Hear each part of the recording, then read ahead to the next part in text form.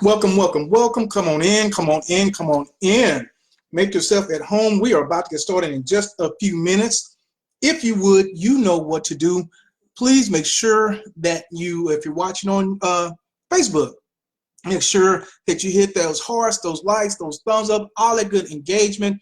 Facebook loves it. Make sure also to share this, because a lot of people are looking for ways to kind of make some extra money.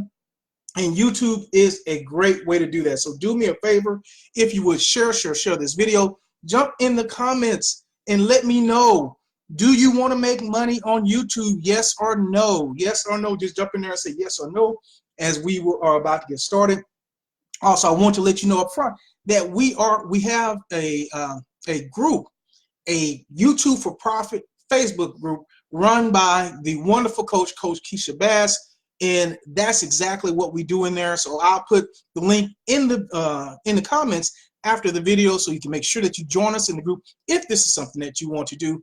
Also, make sure that you follow me on YouTube with YouTube for YouTubeforintroverts.com. With that being said, let's go ahead and get started with how to make money quickly on YouTube in 7 steps. Who am I? Well, my name is Sean Hill. I am the YouTube for Introverts coach. So if you are an introvert and didn't think you could ever make money on YouTube, I want to help you out, because your voice deserves to be heard. So step 1, we're going to talk about the target market. This is actually the most important step. Many times I see people talking, and when they're ready to get started on YouTube, they say, when you ask them, they say, well, who is your target market? I'll ask them to really kind of narrow that down. And they say everyone. And what you have to understand, if everybody's your target market, then nobody is your target market. So make sure that you have identified your target market, who you're going after, before you decide what your channel is and what your channel is about. So let me give you just a few ideas of how really to narrow down your target market. You want to think about going deep, not wide. Remember, everybody is not your customer. So just a moment here, let me turn this down. Everybody's not your customer. So you want to think about, normally your target market in general will be within 5 years up or down of your age. Well, that doesn't make sense. Why would that be the case? Because generally you will have more in common with people that you have things in common with. So let me give you an example. If you're 40 and you're trying to go to the gaming target market, and those individuals are around 15, 16, could you do that? Yes. Will you have some challenges because you don't deal in that lifestyle every day? You don't know that group every day? Yes, you're going to have some challenges.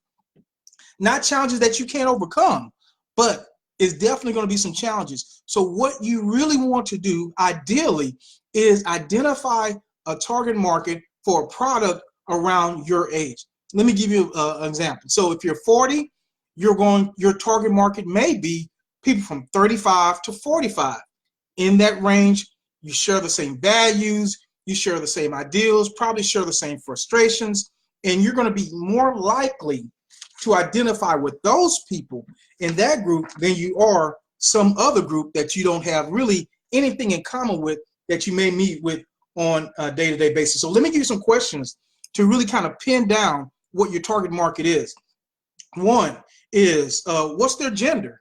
Is it both male and female, or is it one or the other? What race are they, or a particular race? That's another question. What is their income? Because even if you're in that same range, 35 to 45, a person that's making $20,000 a year may have different needs or different services that they need from a person that's making 100 or 150 a year. So it's just going. So you want to kind of pin down their income. What's their occupation? What do they do for a living? That's another great way to just narrow that down, niche that down. Are they taxi drivers? Are they teachers? The more specific you can be, it's almost like you're creating an avatar. So you want to have a profile of this person, and then you can speak to that person directly in their language, a language that they understand. Where do they live? Do they live in a specific locality? You want to, because every area is different. the same person, a black female in her 40s, has different needs in Atlanta than she may have in Dallas, than she may have in LA, than she may have in New York. So that's another way you can pin that down. What are their hobbies? And what are some of their issues? What are some of their problems? Those are just some questions that you can really ask. And the more questions that you have answers to, the more specific you will be able to speak exactly to that person's need, to their message, and then that's going to help you grow real quickly. All right, let's move on to step number 2. So step number 1, before you do anything else, is identify your target market. Step number 2 is the topic. What are you going to focus on? Not what, you want to focus on what the customer wants, your customer wants, not what you want. When I talk to a lot of people who want to get on Facebook, and on YouTube and make money, a lot of times they tell me what they're good at, or what's important to them. Well, I overcame this, and I want to inspire people, and I want to, show people this. That's wonderful. That's very, very good of you to want to do that. However, is that really what your customer's looking for? Everybody's favorite radio station is WIIFM, and that stands for What's in It for Me. If I go to your YouTube station, your YouTube channel, and I go to your About section, and your About section is really all about you, and I did this, I did that, I'm this, I'm that, then you're missing the point. Yes, of course, it's about, but it should be about what you can do for your customer. So here's what I can do for you, and you will enjoy this video, and you will see how to make whatever, make soup or whatever your video channel happens to be about. It has to be about your customer. So make sure that you're focused in, and you're dialed in on what your customer wants, not what you want. Okay. Step number 3 is the hook. If you get the hook right, then everything else will fall into place. Your hook will separate you from other people. And we're talking about on individual videos, right? So your hook will separate you from other individuals. Get in the comments, fam. I see just a few people saying hello. Can I get some more engagement? Is any of this helping you? Is this good or is it not good? Give me some thumbs up, some hearts, some engagement. Come on. I appreciate that. Leon, just wanted to, Antonia, welcome everybody. So, okay, I'm going to get back to it, but give me some interaction, guys. Make sure I know that you're still out there. Okay, let's get back to the hook. The hook, if you think about it, is like the hook of a song. A lot of songs are popular, and you may only know what they call the bridge. That's what your video has to be. Let me give you a perfect example of that. Putting on makeup tutorials is a dime a dozen. So you won't be able to win just with a title that simple. Now, put it on makeup in an escape room. Put it on makeup in the back seat of a car. Put it on makeup, whatever.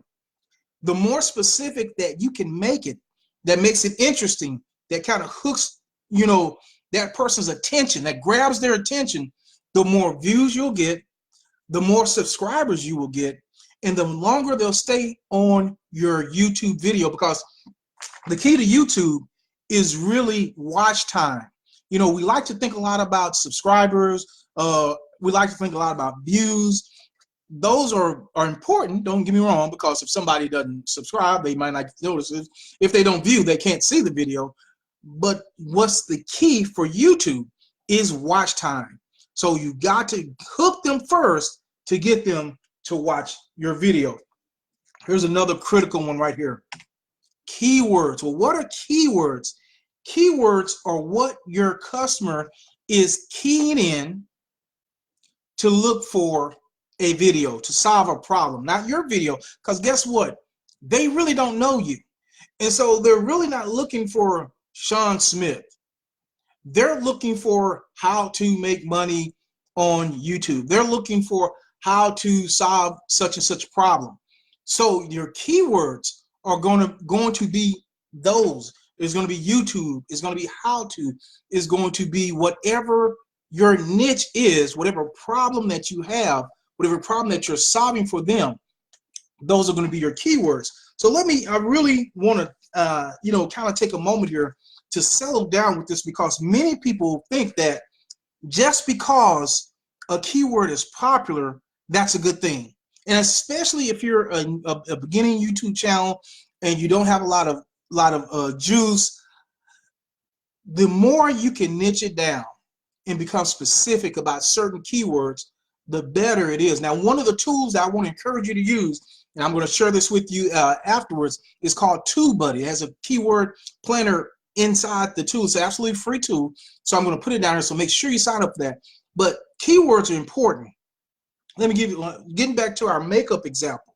Makeup would have millions of searches. So you would think that that would be good. The problem with that is that you're not going to be able to compete against those higher ranking, higher authority websites or channels on YouTube. There are channels on YouTube that deal specifically with makeup that have millions of subscribers. If you try to compete on that level, you're going to lose. It's not going to be quick.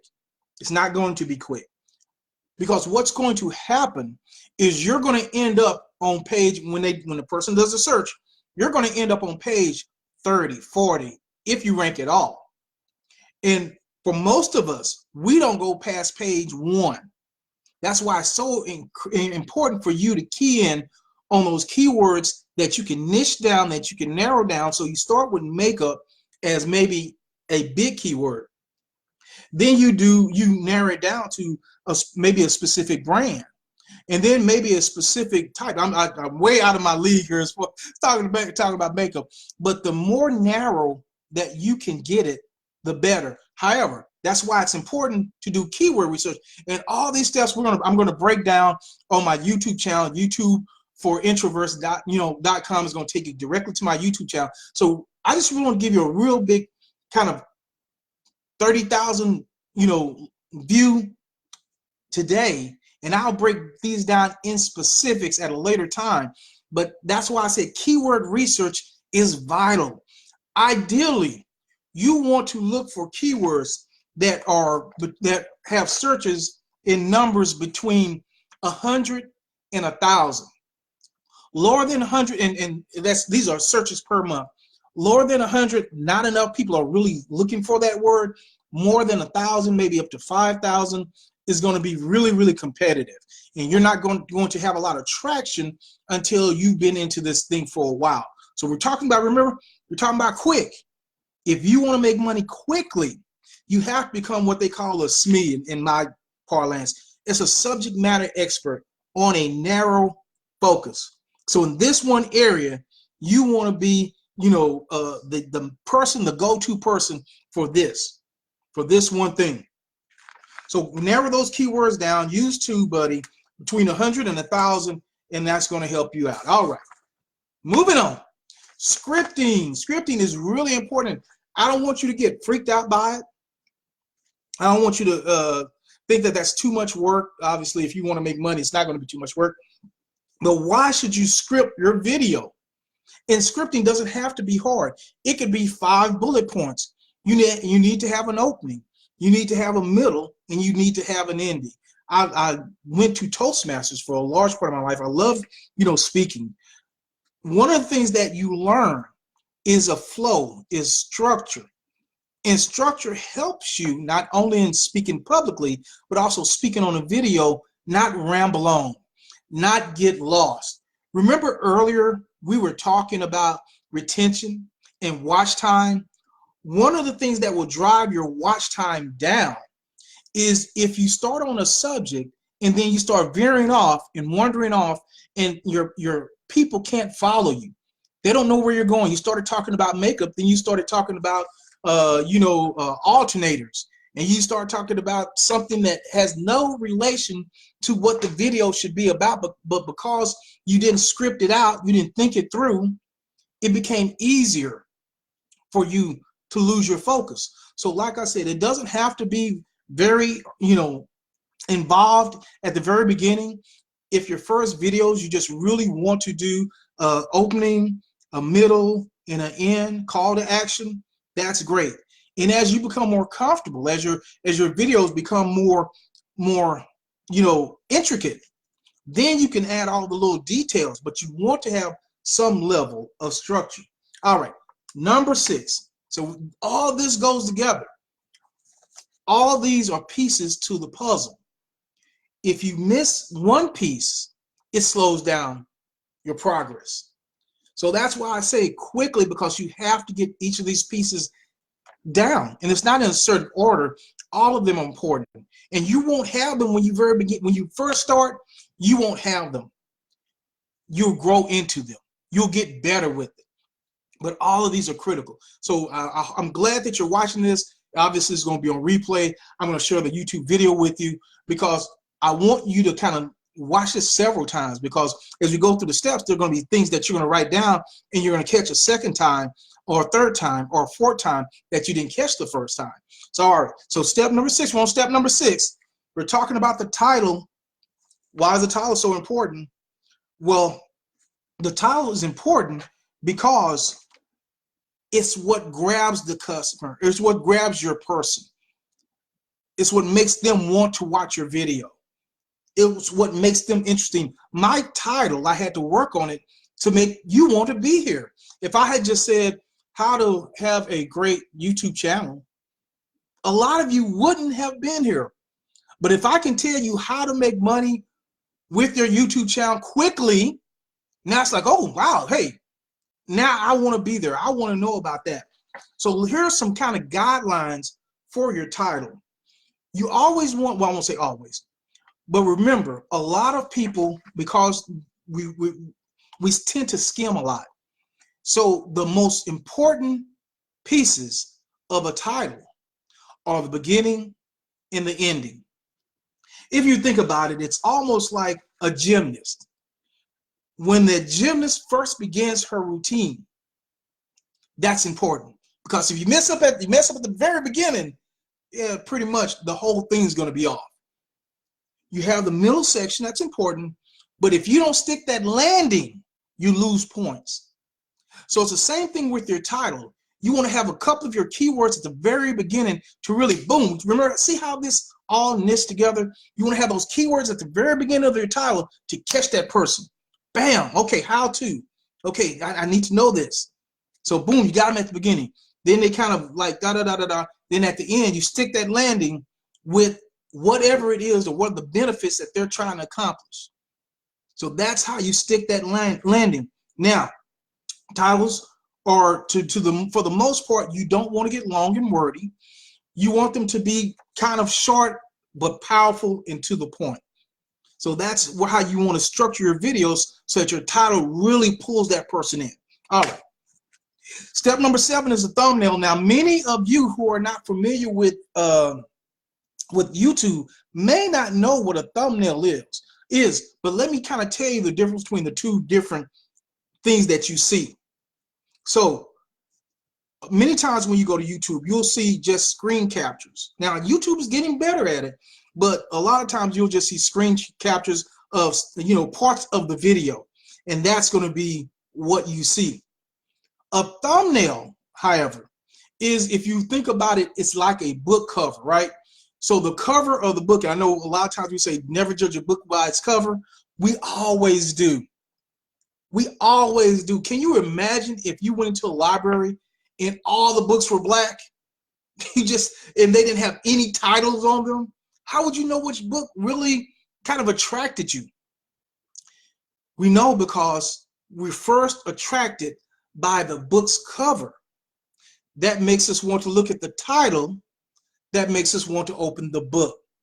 The same thing with your video. The first thing that catches a person's eye is that thumbnail. That's like a stop sign. Then that makes them want to look at your title.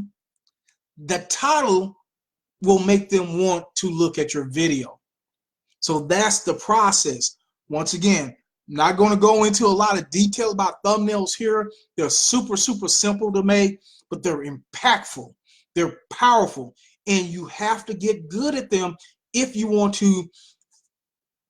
I don't want to get too technical tonight because, like I said, we'll be talking about this other times. It's called a click-through rate, your CTR.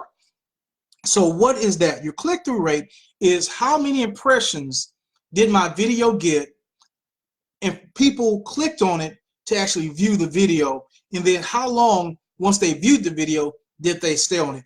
A good click-through rate is 4%, about 4% or higher. When you're in the 5, 6, and 7, now you're really moving there. What that means is an impression is just somebody could have looked over it, they could have moved their mouse over it. So those are really just impressions. That click-through rate is when they actually click through to the video. So now you see how important that is. So for you to get 4, 5, 6 and higher is important, but you'll only get that if you've narrowed down your market, if you're actually speaking to the person that your video is for. So if the person kind of looks at your video and it really doesn't apply to them, it doesn't apply to their life, they're probably not going to even look at this thumbnail to click through to it. That's why when we go back to the first part of your target market, because your target market, you will have certain language that may be specific to that market, that will be a keyword for them that will make them want to key in and watch that video. Like I said, we'll talk more about that on another video about how do you create the thumbnail, what needs to be on the thumbnail. There's a lot of little details, but you have to get good at your thumbnails. That has to be important. All right, guys. So those are the 7 steps. We went through them, the 7 steps to make money quickly on YouTube. So let's kind of have a recap. Let's go through them. 1 is your target market. 2, your topic. 3, that hook. 4, keywords. 5, scripting your videos. 6, the video title. And 7, your thumbnail. So for more YouTube training like this, make sure you go to YouTubeforintroverts.com. That's going to take you to my YouTube channel. Make sure to sign up for there. Also, like I said, I'll be putting in the comments the TubeBuddy, a great tool. You have to have this tool if you want to be successful on YouTube. And as I mentioned before, we have a special Facebook group that is dedicated. We're dedicated to helping you make money on YouTube if that's what you want to do. So just me, and I'll put that in. It's YouTube for Profits, or YouTube for Profits, and I'm going to put that in the comments of the video as well. I'll be checking back with the video. Just check back. If you have some questions, make sure that you put the questions in the comments, because I'd love to help you out. I'd love to help you make videos, make videos that help you make money. All right. With that being said, I hope you enjoyed this. If you enjoyed this, can you give me some hearts, some likes, some thumbs up? Share the video. And with that being said, so until my next video, get on YouTube, because your voice deserves to be heard and you deserve to make money. Talk to you later, everybody. Goodbye.